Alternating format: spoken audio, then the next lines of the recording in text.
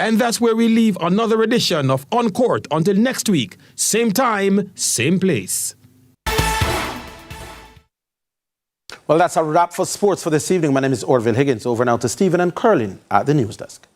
Thanks, Orville, and thank you, as usual, for making it CVM News at 7. I'm Stephen McHugh. And I'm Curlin Brown. From all of us here at CVM TV, have a good evening. Stand by. Corner Office is up next, followed by Holy Road.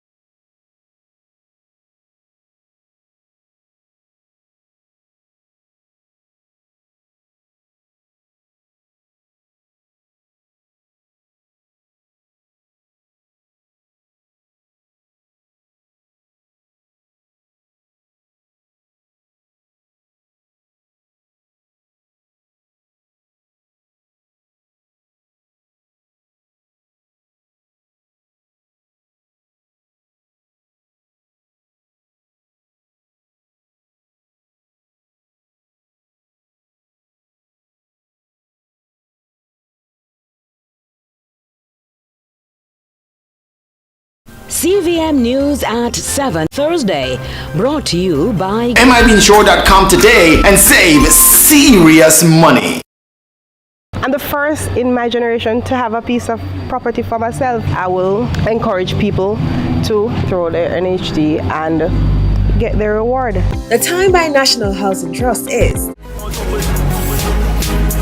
FC Pitchside, brought to you by EdgeChem.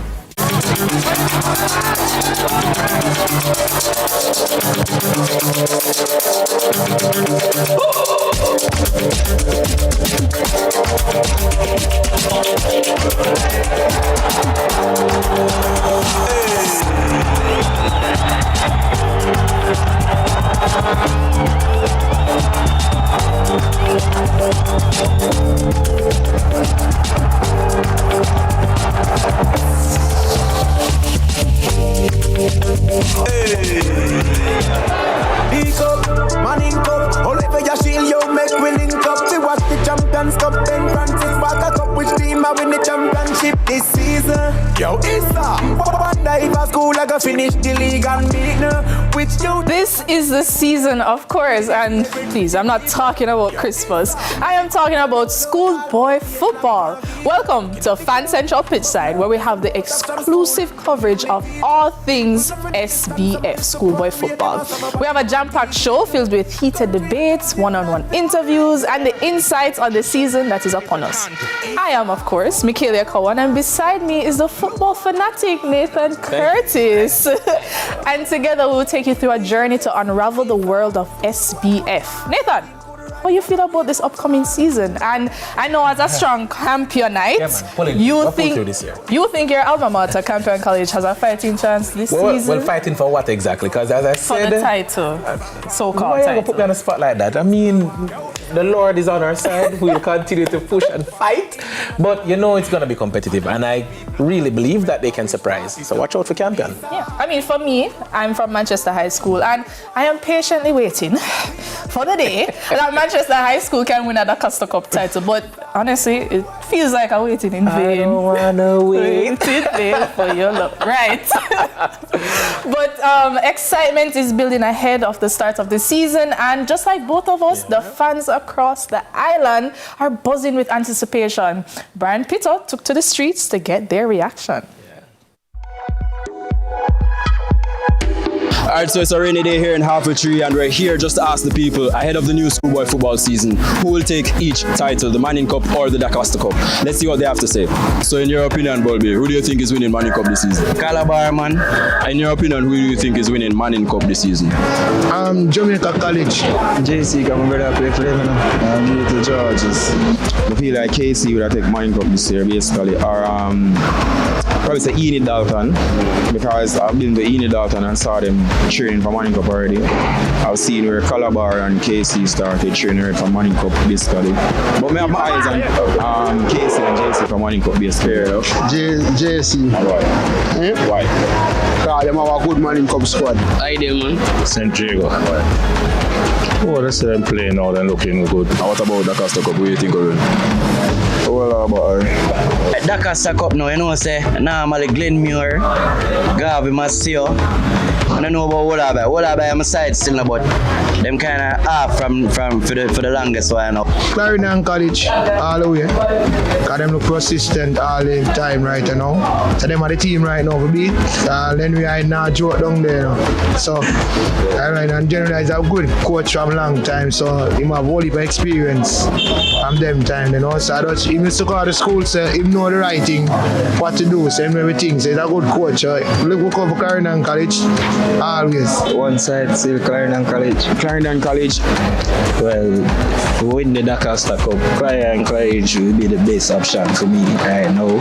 Clarendon College. Clarendon College will take back. In terms of the competitions, who produces the better players, Manning Cup or the Costa Cup? I feel like, in my opinion, both of them produce good players. Manning Cup produce nice players where you can see where they get by. Basically, some of the JC guys. The KC guys get by for the national team basically, but you also have some good players back in the Costa Cup region basically, where you can care from country. You see them both come from country, them know run up and down basically. So in my opinion, I would say Manning Cup produce the better players, but the Costa Cup also produce some nice players also basically. Which competition produces the best players, Manning Cup or the Costa Cup? Manning Cup.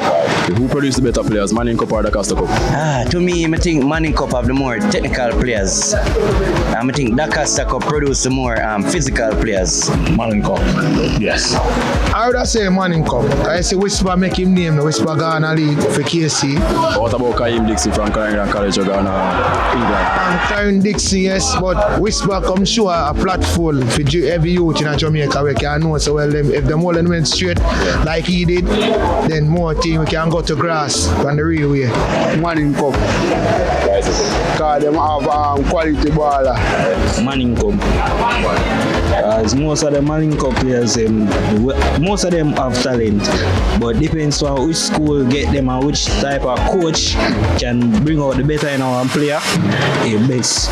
So Manning Cup, because enough great talents there in a Manning Cup, but most of the coach them really push certain players to a limit. Alright, so the weather's gotten a bit worse, but the supporters still gave us their thoughts ahead of the new schoolboy football season. Similar culprits, KC and Clarendon College being the favourites for each title. But don't forget to stay tuned here on CVM TV to catch all the action heading into the new season. Stay tuned. Before Michalia puts me on the spot, yes, I did laugh when the man said Calabar to win Manning Cup. The Lord must be encamping on Calabar's side for that to happen, because there's no way. There's no way. But what do you think of the predictions? I think, obviously, amongst the fans, CC is the obvious favourite for the Costa Cup. Yeah, I mean, everybody is just looking at a team that has a system, a coach, everything in place. Yes. Although I've heard that they've lost a few starters, so it should be interesting to see how it pans out. Right. I know for me, I'm looking towards Mona High, and I know they have a match starting this Saturday, weekend. Yeah, so it's... And Heidel. Yes. How could we forget the Heidel? Right. I think Heidel is going to give a good fight this season for sure. They're making it back to the finals. I mean, they had a quality team, but let's be real, Mona has all the little pieces in place. For sure, they have a little birdie pushing them along. We won't call it what the birdie's name is, but it works. It works. It works, for sure. Yeah, but I think the season is looking great. It is. Optimistic, and the fans are excited as you can I think tell. and they're justifiably surprised and energized, because the truth is we've also had a summer of just absolute great things happening. So Absolutely. I think Manning Cup and the Costa Cup is just the icing on the cake of a great year. I don't agree with him much, but I have to agree with you with that one. Anyways, viewers, time for our first break. When we return, we'll bring you the lowdown on the matches this weekend.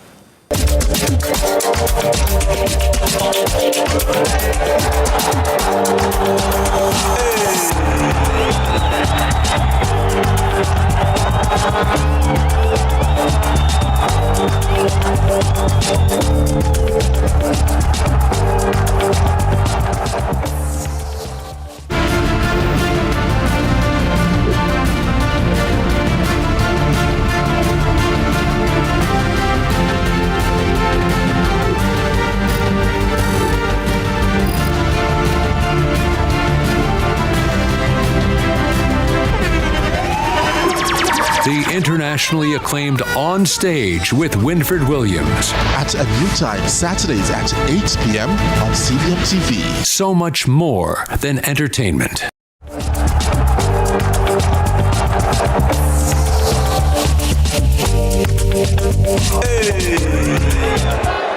Now, welcome back to FC Pitchside. The season starts this Saturday with a triple header at the Catherine Hall Sports Complex in Montego Bay. Now, first up, we have the defending Manning Cup champions, Mona High, who will battle Waterford High at 2 p.m., which you can watch live here on CVM TV. Then at 4:30 p.m., the 11-time Costa Cup winners, and again, favorites, Clarendon College, play Lennon High. And then the day ends with a big Mobile showdown of Cornwall College facing Herbert Morrison at 7 p.m. Now, that's a day packed of good SBF, and that's a number of matches that we're going to be seeing happening also across the entire Saturday for both competitions. Now, after making history last year with their first ever Manning Cup title, Craig Butler is confident that his charges can repeat. His squad is a strong one, to be honest, and they're heading into the competition losing only 2 members from last season's winning Manning Cup champion side. Let's see what he has to say. We're very excited about the future. I think the boys are really super talented. And last year, we didn't complete our mission. So this year, we're returning to do that. Well, Lenny got one up on me with Clarendon College. Yeah, I think Lenny is the best coach in Jamaica. Yeah. And I think that he should be given the props that is due. He's very tactical, very good with his players. And last year, they got one up on us. I think next year I'll be the best coach in Jamaica. Never a dull moment with Craig Butler. Mona High are sure bet to defend their crown. And now we are joined here by the lovely Giovannie Brady, the legend that lives for SBF. So what do you make of that speech from Craig Butler? I like the word lovely.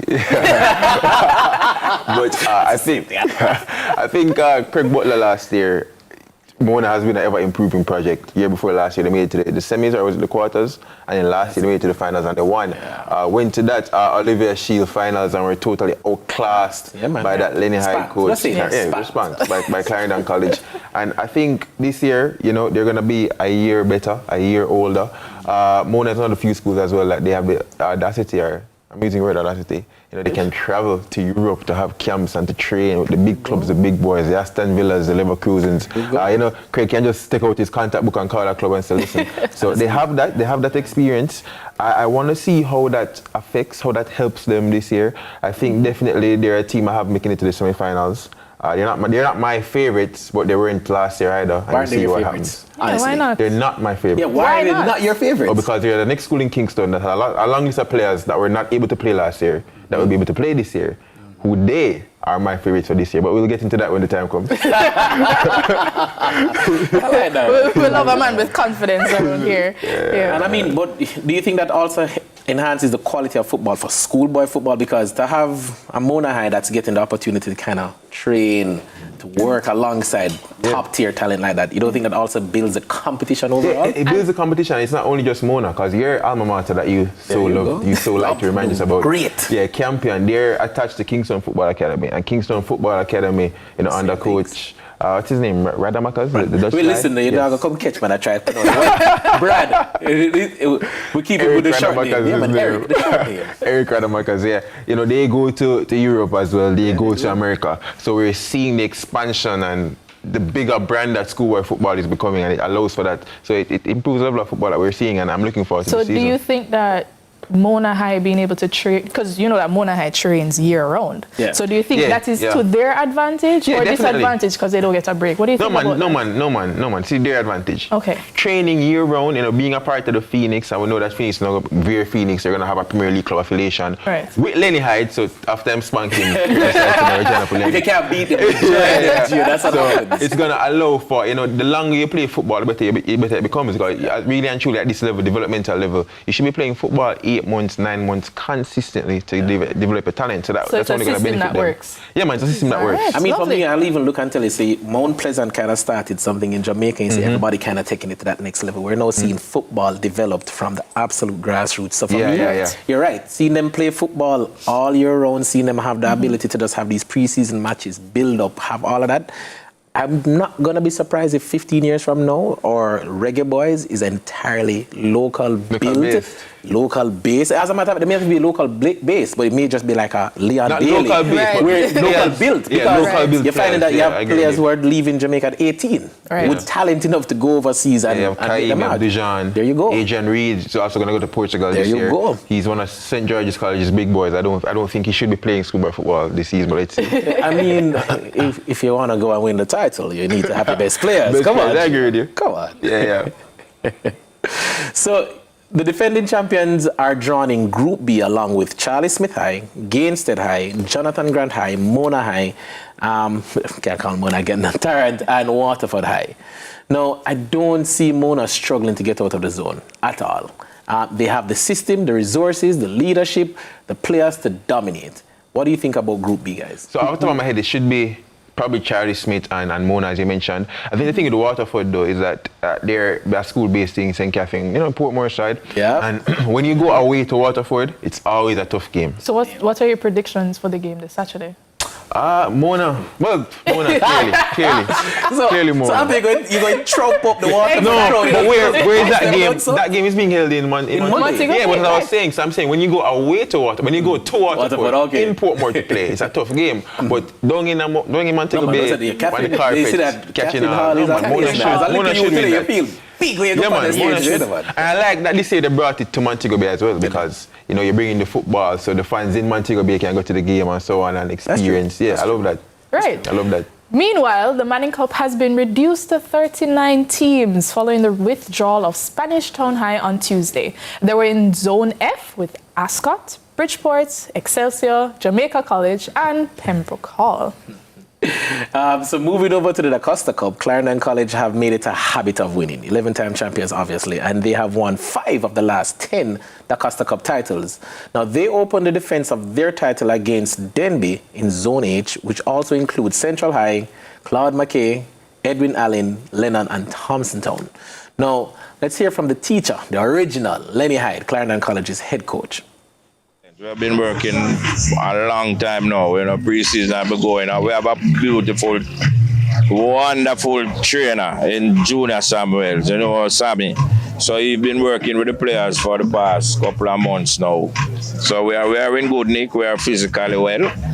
We are a little bit inexperienced, but such is football when you are rebuilding. We lost some players last year, but the players that we have kept, and some of them that have been getting some 10 and 20 minutes last year, they are the season one for this season. So we have a pretty qualified unit to go there and defend our squad. CC losing several players, including Devontae Hodges, Christopher Hall, and the lethal, well-known Kaheem Dixon. For any other team, I can say that would be detrimental, but Lenny Hyde and his coaching staff have entrenched a certain discipline that is special to CC and a way of playing that the next players stepping up, they fit right in. Giovannie, what do you think about that? Added to that, I think they're not going to have one of their centre-backs as well, Atiba Green, and one of their captains from last year, Malachi Douglas, probably the best attacking midfielder in schoolboy football last year. So I think what this has done to the Costa Cup definitely is brought, I think CC will be weaker. But not weak enough. But probably not weak enough. Not weak enough compared to everyone else. That's a good one, but it brings more parity. It'll be a closer game. Glenmere probably has managed to keep a lot of their players. Tevon Coleman was there last year, one of their centre-backs. I think they managed to keep him. Kyle Gordon, their number 10, he left. He went off to school overseas. So, but they've managed to retain a good base of players. So Glenmere will be closer. But not close enough. There are people who have Glenmere as favourites, though, you know? Of course. Because they retain players. I mean, and when you of retain course. players, but as you say, But let's be fair. If you have 5 of the last 10, and truth is, even for the 5 that you did not win, you were either semis, finals.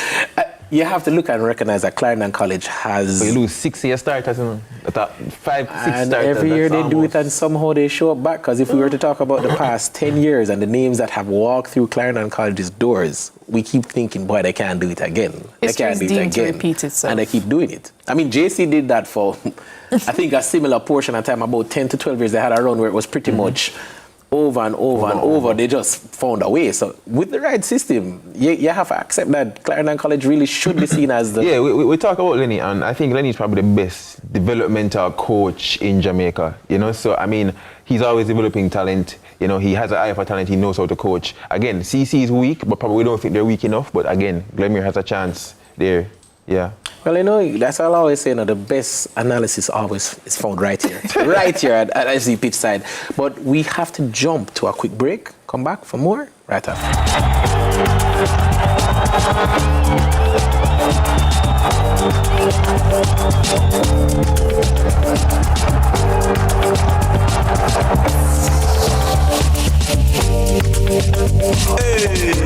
Welcome to the ZZ Lottery Draw for 8:20 p.m. Thursday, September 5th, 2024. The one-drop winning number is 6. The hat-trick winning numbers are 6, 6, 0. The four-play winning numbers are 4, 6, 5, 2. The Lucky Day Lotto winning numbers are 6, 11, 16, 14, 4. The fireball is white. Thank you for playing with Izizi.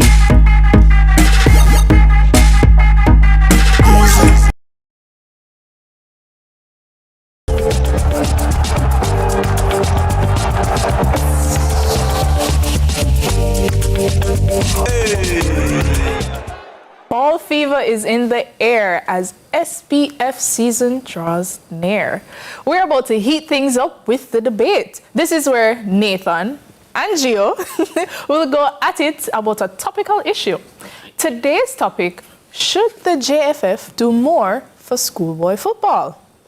Speaking at the launch of the 2024 season, Wellington said the schools deserve more acknowledgement from the JFF. Well, I will continue to ask that we get the credit we deserve and that the schools in part, not even ISSA per se as a body, but the individual schools that invest so much in our various sporting programs to the benefit of the nation. The truth is, as a principal, I can tell you that there are many principals that come under real pressure because of the percentage of the money that they spend on sports. So when these principals make the sacrifice to invest in their sporting programs, I think that the national bodies must give credit to these schools. And as I said, for football, one of the basic things is that when a youngster from your school is named to a national team, recognize the school. That's very basic. Guys, with that said, it's over to you, Nathan. You have a minute to make your point. Okay, so first and foremost, schoolboy football is an essential tool to the development of the footballing talent in our country. Now, the JFF has the primary responsibility to develop the talent, football talent in our country. So can they do more? Yes, because the quality of players that we're seeing coming from schoolboy football still has not made it to that point that we're seeing us challenging, even locally, meaning Caribbean Cup, meaning in CONCACAF overall. So I want to put it forward that there must be more coming from JFF outside of even resource of money. Structures, systems, overall tactics. So it has to come to a place where the JFF is speaking about the language of football in Jamaica. Now, I'm going to go as far as to say the schools have a little bit of a role to play here. Every school has churned out thousands of graduates each year. Persons who've gone on into private, public life, who've earned some amount of money. And if they're wise, the schools will now build that alumni network that says, if you need X to be done, you can reach out to that network. And I mean, let's not fool ourselves. It's not JC and Casey and Wolmer's alone produces people who've gone on to do big things in life. So it has to be that we look to the broader network. But the JFF, it has to start with you because football is your responsibility. So let me say something, right? Remember, so the question is, should JFF give more support to ISSA? I think JFF gives a lot of support, but we have to also remember that ISSA, Inter-Secondary School Association, is not, they don't fall under JFF. So that's the first thing. So they're two relatively separate bodies. Now, in regards to, if you're talking about youth development, JFF would have all their youth leagues that they sponsor across the country. You know, the CASAFA under 14. You know, we've seen where the Premier League recently has started a lot of youth competitions in Malta, and JFF is related to that because JPL, Jamaica Premier League, falls under JFF. ISSA does not fall under JFF. ISSA is a separate body that does youth sport or school sports. Not youth sports, school sports, which is a totally different thing.